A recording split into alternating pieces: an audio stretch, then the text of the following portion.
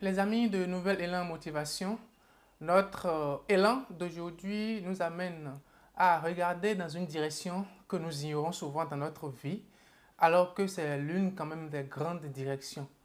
Il s'agit de la direction de l'omission ou de l'abstention. Nous allons faire d'autres vidéos avec beaucoup plus de précision par rapport à ce que nous voulons dire. Vous allez voir, l'une des prières de l'Église catholique, on dit « J'ai péché par pensée, par parole, par action et par omission ». C'est mis enfin, mais ça ne veut pas dire que ce n'est pas le plus important. Parfois, nous péchons beaucoup par abstention. Et je veux faire une petite nuance à travers les deux notions que j'ai voulu utiliser. L'omission, c'est que on omet de faire. On devrait faire quelque chose et on omet de faire. Quand on s'arrête au mot omission, c'est que peut-être ou surtout tu ne le sais pas et tu ne l'as pas fait. L'abstention, c'est que tu sais, tu es au moins conscient qu'il existe quelque chose comme ça, qu'il existe une information comme ça, qu'il existe quelque chose comme ça qu'il faut faire et tu ne l'as pas fait. Ça, c'est une omission active. Ce n'est pas passé. Parce que tu sais qu'on peut le faire, mais tu t'es abstenu de le faire. Si vous avez déjà des informations que vous ne mettez pas en pratique, alors que c'est ça qui va vous faire du bien, vous êtes dans l'abstention. Et vous aurez les conséquences.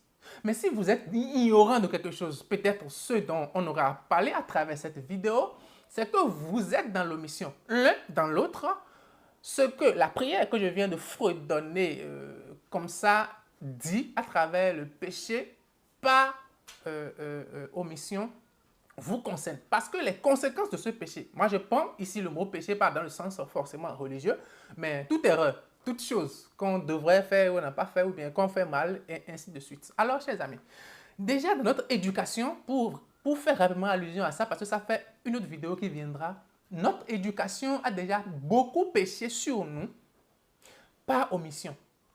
Beaucoup de parents ont omis de dire souvent à leurs enfants qu'ils les aiment. Beaucoup de parents ont frappé des enfants qui ont été blessés alors qu'ils ne savent même pas pourquoi on les a frappés. Beaucoup d'enfants ont manqué d'amour, ont manqué d'orientation. Beaucoup d'enfants ont été arrachés à leurs rêves. Ça dit, on a omis de faire à ces enfants-là ce qu'on devrait faire. Et ça constitue beaucoup de blessures aujourd'hui. On a manqué de donner réellement l'attention, l'amour, la vraie éducation à certains enfants. Et beaucoup sont aujourd'hui dans la ville. Et c'est parfois quand ils posent un acte qu'on vient maintenant les juger. C'est comme on dit enfant et on dit à vous nos zones. Beaucoup de jeunes aujourd'hui font certaines choses par rapport auxquelles on est tenté de les juger. Et moi, je dis personnellement, non, il faut remonter à l'éducation. Tant que tout ce qui a été négativement construit, pas omission, parce qu'on n'a pas fait ce qu'on devait faire, n'est pas déconstruit à leur niveau, ils ne seront jamais celui que vous voulez. Notre éducation l'a déjà fait. Maintenant, nous-mêmes, et c'est ça le plus important pour cette vidéo, il y a beaucoup de choses que nous ne savons pas, que nous ne cherchons pas à savoir. Et parce que peut-être nous ne le savons pas et nous ne cherchons pas à savoir, nous croyons que l'omission que cela entraîne parce qu'on ne les met pas en pratique n'est pas préjudiciable pour notre avenir. C'est faux. Alors là, il faut que chacun commence par se poser des questions. Ce que, en tant qu'être humain, celui que je suis censé être, je devais savoir, je devrais être en train de faire. Est-ce que c'est tout que je suis en train de faire actuellement dans la vie? C'est-à-dire, tout ce que vous êtes censé connaître à votre âge, là où vous êtes actuellement, vous êtes sûr que vous les connaissez tous? Ce n'est pas dans le sens d'avoir la science infuse, non. Mais peut-être que quelque part dans ta maison, quelqu'un connaît quelque chose que tu pourrais aussi connaître sans être allé apprendre. Mais jamais tu ne l'approches. Du coup, tu ne sais pas le faire alors que depuis 5 ans, quelqu'un le fait à côté de toi. C'est un exemple banal et simple. Quelqu'un, un jour, t'a montré une opportunité, une possibilité d'apprendre. Je suis d'abord dans le sens d'apprendre pour connaître, entendre et comprendre les choses. Et on est souvent indifférent et plein de choses comme ça nous créent des problèmes parce qu'on a eu déjà l'opportunité de les apprendre ou bien de les connaître, on les ignore.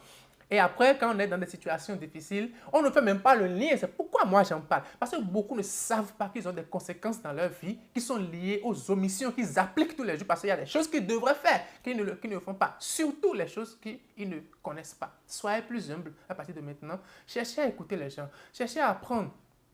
Pour ce qui concerne l'abstention, nous connaissons déjà beaucoup de choses qui pouvaient même nous rendre la vie facile. Je donne un exemple banal. Quand on parle de manger, on nous dit souvent, manger trop lourd, après 20h, 21h, que ce n'est pas bon. Ah, au moins ça, on le sait. Quand Corona est venu ici, tout le monde s'est fait ami à Roé, Petit Cola, à Clou de Girofle.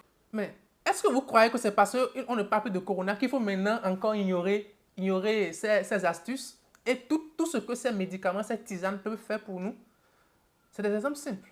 Quand vous finissez du sport, ne vous asseyez pas encore pour prendre de la boisson fraîche. Est-ce qu'on ne le sait pas? On le sait, non? Mais vous connaissez quand même le club. Réveillons-nous. Parce que ça nous nuit. Ça c'est encore dans le monde de l'entrepreneuriat, des emplois, le travail ensemble, la coopération, l'amour, appliquer le lâcher-prise, tout ce que nous enseigne, tout ce que nous entendons tous les jours, nous vivons comme si nous n'avons jamais entendu ces choses-là. Chers amis, c'est très important que chacun essaie de faire le point de tout ce qu'il connaît, mais aussi ce qu'il ne connaît pas. Parce qu'il y a un coach que j'aime bien, celui qui a écrit Confiance illimitée, Franck Nicolas, qui dit il faut parfois faire le point des problèmes que vous n'avez pas. Pour mieux rendre grâce, pour mieux être heureux par rapport à ce que vous avez déjà et que d'autres n'ont pas et dont d'autres souffrent. De la même manière, parfois faites le point de ce que vous ne connaissez pas encore. Faites le point de ce qui vous manque. Faites le point de ce que vous ne faites pas encore, peut-être parce que vous ne savez pas ou que vous savez mais que vous n'appliquez pas. Parce qu'en définitive, les conséquences de toutes ces omissions et abstentions dans votre vie sont souvent impardonnables. Tout simplement parce que vous n'en êtes même pas conscient. Tout simplement parce que le jour où vous êtes dans une situation difficile liée à l'une de vos omissions, vous n'allez pas rapidement penser à ça. Vous pensez plutôt aux efforts inutiles que vous avez eu à faire dans ce domaine et que ça n'a pas marché. Chers amis, je sais très bien que vous êtes en train de comprendre ce que nous disons et nous voudrions tout simplement que vous essayiez désormais de travailler sur vous dans le sens qu'on ignore généralement, comme je l'ai dit au départ. Réveillons-nous, soyons sûrs que nous sommes vraiment dans la vie et que nous sommes en train de faire tout ce qu'il faut, tout ce qu'on nous a permis d'être capable de faire dans la vie. Tout cela pour un nouvel élan. Si vous avez aimé, faites-le savoir.